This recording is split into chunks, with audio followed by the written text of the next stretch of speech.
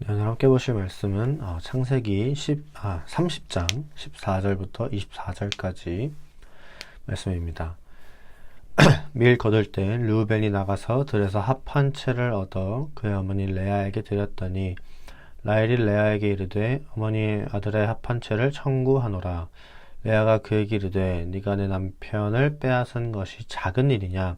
그런데 네가 내 아들의 합 한 채도 빼앗고자 하느냐? 라헬이 이르되 그러면 언니의 아들의 합 한 채 대신에 오늘 밤에 내 남편이 언니와 동침하리라 하니라. 저물 때에 야곱이 들에서 돌아오매 레아가 나와서 그를 영접하며 이르되 내게로 들어오라. 내가 내 아들의 합 한 채로 당신을 샀노라.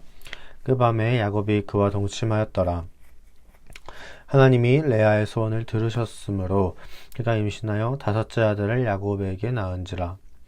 레아가 이르되 내가 내 시녀를 내 남편에게 주었으므로 하나님이 내게 그 값을 주셨다 하고 그의 이름을 이사갈이라 하였으며 레아가 다시 임신하여 여섯째 아들을 야곱에게 낳은지라. 레아가 이르되 하나님이 내게 후한 선물을 주시도다. 내가 남편에게 여섯 아들을 낳았으니 이제는 그가 나와 함께 살리라 하고 그 이름을 스불론이라 하였으며 그 후에 그가 딸을 낳고 그 이름을 디나라 하였더라. 하나님이 라헬을 생각하신지라. 하나님이 그의 소원을 들으시고 그의 태를 여셨으므로 그가 임신하여 아들을 낳고 이르되 하나님이 내 부끄러움을 씻으셨다 하고 그 이름을 요셉이라 하니 여호와는 다시 다른 아들을 내게 더하시기를 원하노라 하였더라. 아멘.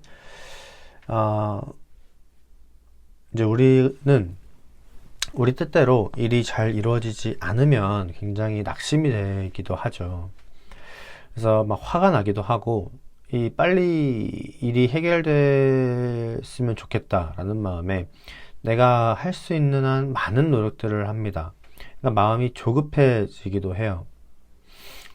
그게 비록 내가 하나님 앞에서 하나님의 뜻에 맞지 않는 방법임을 알아도 안다 해도 그게 인간적인 방법일지라도 우리는 내가 원하는 결과가 빨리 나올 수 있도록 많은 노력들을 합니다. 그게 우리 연약함이겠죠. 근데 실제로 우리의 노력을 통해서 해결되지 않았던 문제들이 해결되는 것처럼 느껴질 때가 있어요. 하지만 그 배후에 하나님의 손길이 있었다라는 것을 우리가 알아야 됩니다. 오늘 말씀은 이제 라헬이 요셉을 낳게 되는 말씀이에요. 요셉은 이제 야곱의 12아들 중에 11번째 아들입니다. 이제 동생 베냐민을 제외한다면 그 당시 이제 요셉이 막내였던 거죠. 근데 요셉을 낳기까지 이 라헬의 수고가 굉장하죠. 이 야곱은 원래 라헬을 좋아했어요. 그래서 외삼촌 라반이 라헬을 준다고 처음에 말하죠. 근데 그래 놓고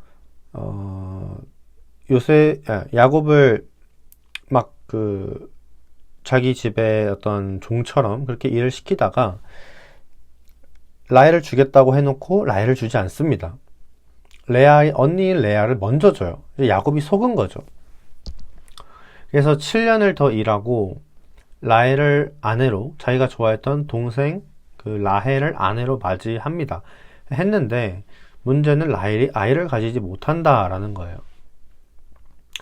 그래서 라헬 대신에 라헬의 여종 빌하를 통해서 아이를 낳습니다. 아이를 낳고 또 나중에는 그 언니였던 레아의 여종 실바와도 아이를 낳아요. 이 과정 속에서 이 라헬이 정말 참담했을 거예요. 그 당시에 이제 문화로 보면 여자가 임신을 하지 못해서 아이를 낳지 못하면 정말 미움받는 그런 시대였습니다. 근데 지금 라헬이 딱 그렇죠. 그래서 아브라함의 아내 사라랑 그 여종 하갈도 보면은 여종인데 뭐 동생도 아니고 여종인데도 불구하고 그 사라 대신 아브라함의 그 이스마엘이죠. 이스마엘을 낳으니까 자기 주인, 여주인 사라를 막 업신여기기 시작해요. 그러니까 그 당시에는 아이를 낳는다, 특히 아들을 낳는다라는 게 엄청난 힘이 되는 그런 사회였습니다. 근데 이제 라헬이 그러질 못하는 거예요. 아이는커녕 뭐 남자아이는커녕 그냥 애 자체를 못 가져버리는 거죠. 그래서 결국에는 이제 레아에게서 합한채라는 것을 사게 됩니다. 대신에 이제 야곱이 레아랑 잠자리를 가질 수 있게끔 그런 기회를 줘요. 근데 여기 합한채가 뭐냐?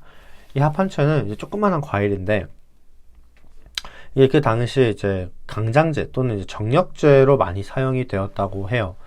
그러니까 뭐 남자한테 좋다는 뭐 장어나 뭐 그런 거겠죠. 결국 라헬은 이제 자기 앞에 그 레아와 여종 빌하와 실바가 아이를 낳는 동안 지켜만 봐야 됐어요. 바라만 봐야 됐습니다. 그리고 이 합한채라는 걸 통해서 이제는 자기도 아이를 낳을 수 있을 거다라고 생각을 한 거죠. 그런데 오늘 말씀은 그렇게 말하지 않습니다. 22절을 보면 하나님께서 라헬을 생각하셔서 태를 여셨다라고 되어 있어요. 라헬의 소원이 이루어진 겁니다. 그런데 우리 잘 생각해 봐야 되는 게 이게 과연 라헬이 자기가 생각한 방식, 그 합한채라는 그 강장제, 정력제를 통해서 이루어진 일인가? 아니라는 거죠. 하나님께서 라헬의 소원을 아시고 이루시는 거예요. 우리도 살면서 이제 우리의 힘으로 일이 해결되는 것처럼 보일 때가 있어요. 내가 하나님의 말씀과는 별개로 뭔가 내가 내 노력을 해가지고 막 뭔가를 했어요. 실제로 일이 잘 풀렸습니다. 그러면 우리가 느낄 때는 이게 하나님이 하셨다라기보다는 내가 노력했으니까 잘 됐구나 라고 느껴질 때가 훨씬 많다라는 거예요. 근데 우리는 눈에 보이지 않는 그 하나님의 손길을 기억해야 될 필요가 있습니다. 왜냐하면 하나님께서 온 우주 만물을 창조하신 창조주인 동시에 주권자, 주인이시기 때문에 그 만물을 다스리고 지금도 다스리고 통치하고 계시다라는 사실을 우리가 기억해야 돼요. 그게 이제 우리가 흔히 말하는 섭리라는 거죠. 나는 내가 그냥 노력해서 된 것처럼 보이지만 내 노력 뒤편에 내가 알지 못하는 어떤 많은 환경들과 사람들의 관계와 그런 모든 것들이 하나님의 손길 가운데 이루어지고 그 과정을 통해서 내 어려움이 해결된다라는 거예요. 하나님의 손길이 우리의 일을 해결해 주신다는 거죠. 우리의 노력은 하나님의 계획에 쓰일 뿐이에요. 우리의 노력이 100% 작용해서 우리의 문제를 해결해 주는 게 아니라는 거죠. 그래서 우리는 아무리 노력해도 일이 해결되지 않을 때도 있지만 큰 노력 없이 그냥 기도만 하는데도 그리고 내가 실질적인 무언가를 크게 하지 않았음에도 불구하고 일이 해결되기도 해요. 우리의 생각과 다르게 그렇게 일이 해결되는 거죠. 중요한 건 나는 나의 주인 되신 하나님을 의지하는 것, 이게 중요하겠죠. 왜냐하면 아까 제가 말씀드린 것처럼 하나님께서 이 모든 만물과 세상을 다스리고 계시기 때문이에요. 그래서 이 점을 기억하셨으면 좋겠어요. 이 점을 기억하시고 우리의 주인 되시는 그 하나님의 손길을 의지하셨으면 좋겠습니다. 그래서 오늘 함께 기도하셨으면 좋겠는 건 이제 나의 주인 되시는 그 하나님을 내가 의지할 수 있도록, 그 두 번째로는 내 삶의 우선순위를 하나님으로 설정할 수 있도록, 이 두 가지를 놓고 오늘 함께 기도하도록 하겠습니다. 사랑이 많으신 하나님 아버지,